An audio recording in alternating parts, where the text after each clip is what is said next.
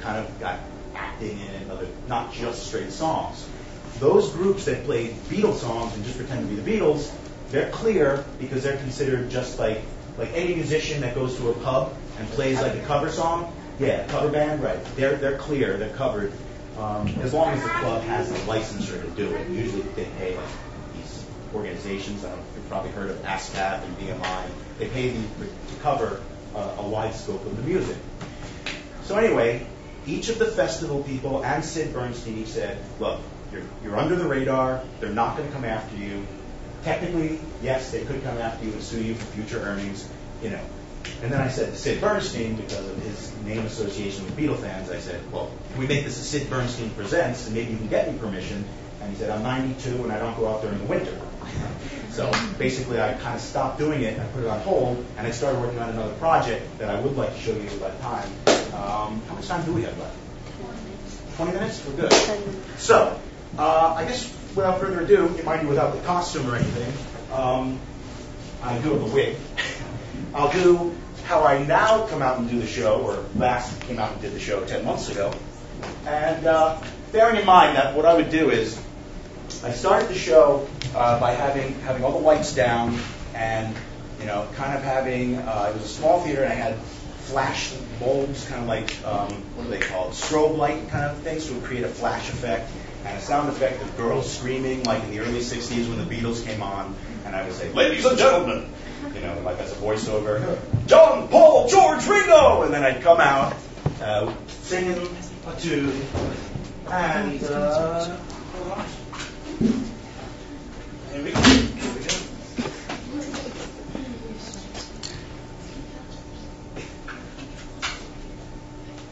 Can we go to commercial? No. Somebody get us there and do a commercial. Brush up, brush up, brush up.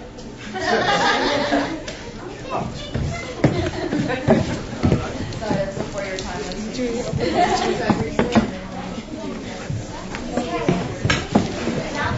Somebody else. Okay, quick announcement. Really quick. People who weren't here last year or didn't get the chance to can buy the anthology from Miss Kay for $15 in her room. Why don't you explain what that is? The anthology is a collection of stories and poems and things that the students wrote last year. It's most of our best works from middle school and high school. It's a nice, beautiful little booklet. You all want it. Awesome. 94-page booklet. You all want it. Stories, poems, even things that were drawn by students last year. Crazy. It's really awesome. Playwrights. We worked really hard on it. Awesome. Yeah. Oh yeah. Do we have a scene in there? We do. We have monologues in there. We have monologues in there. Oh, monologue scenes. Yeah. All right. Okay. Commercial here. Yeah. Okay, commercial. Back to our regular scheduled programming. Are we back from the commercial? We're back. Back from the commercial.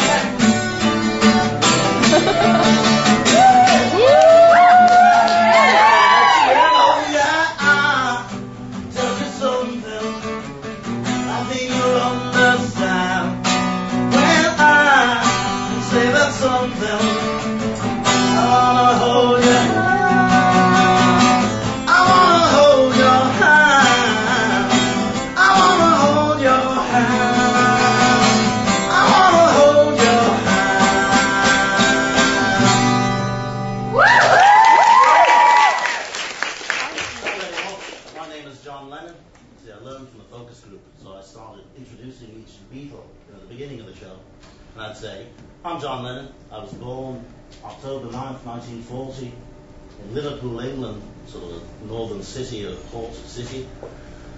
And, I was the originator of the Beatles. I started the band. You see, I always had to be leader when I was a kid. I was always read a lot and sort of read these books called Just William books. And William would go on all these adventures, and I saw myself as William, and I was led me pack of friends, and what have you.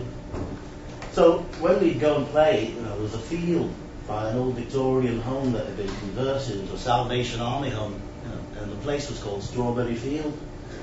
So when I wrote the song Strawberry Field Forever, I was thinking of my childhood, and thinking, I always felt I saw things that no one else could see. I thought I'm either a genius or I'm mad. probably a little of both.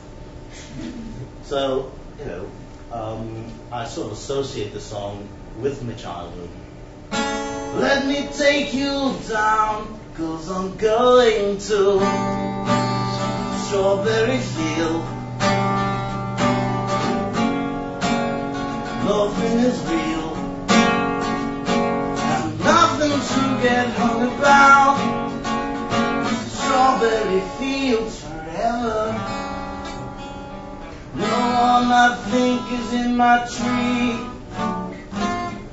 I mean, it must be high or low. That is, you count, to new, but it's alright.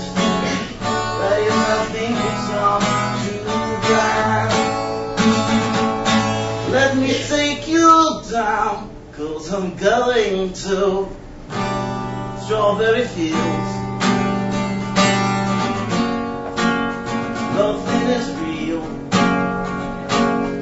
nothing to get hung about. Strawberry Fields forever. Strawberry Fields forever. Strawberry Fields forever. Thank you very much. Thank you very much. Now over to the second guy who joined the band, Paul McCartney. Over to you, Paul. Great. Thank you very much, John. That's all. John's great. I'm a bit of a lefty, but fortunately, in Liverpool, because there really weren't any lefty guitars around when I was a kid.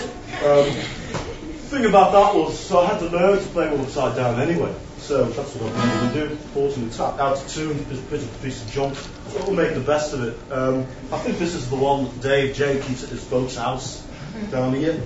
Nonetheless, yes, I was born. Oh, my name, right? You know that, right? Sir Paul McCartney. You can call me Sir for short.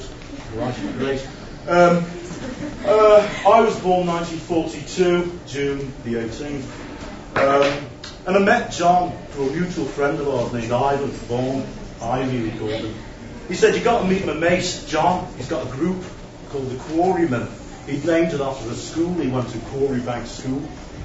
They were playing like a church picnic called the Walton Face, and he brought me down. And they were already on stage. I remember just sort of walking up this field, and they were on a makeshift stage. And I noticed straight away about John, how clever he was, because he was singing a song from the 50s called "Come Go With Me" by the Del Vikings.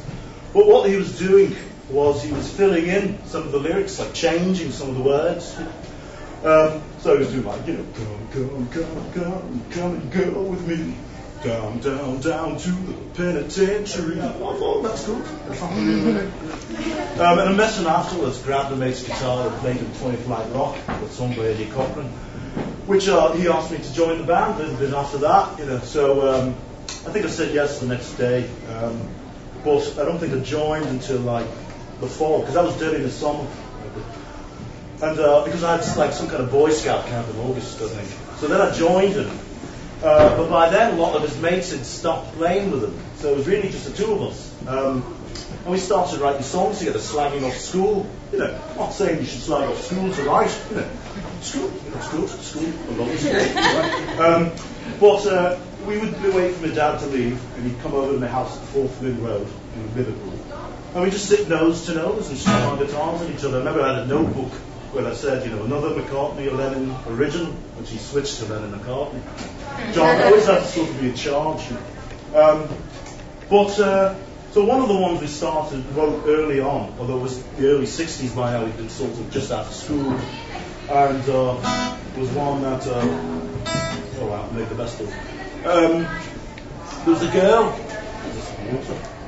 girl named Iris Caldwell. She was 17, and she was a sister of a guy named Rory Storm. That was his stage name. He was another act from Liverpool. In fact, Ringo Starr, our drummer, was a drummer for them first, before us. He'll tell you about that. Anyway, so I thought, of this line before getting together with John. She was just 17, not quite a beauty queen. So I got together with John. He said that line is crap, So I said, all right, let's change it. We came up with that. Just 17, you know what I mean. As the thing had pointed out. It's the age of consent in England, the 60s, those are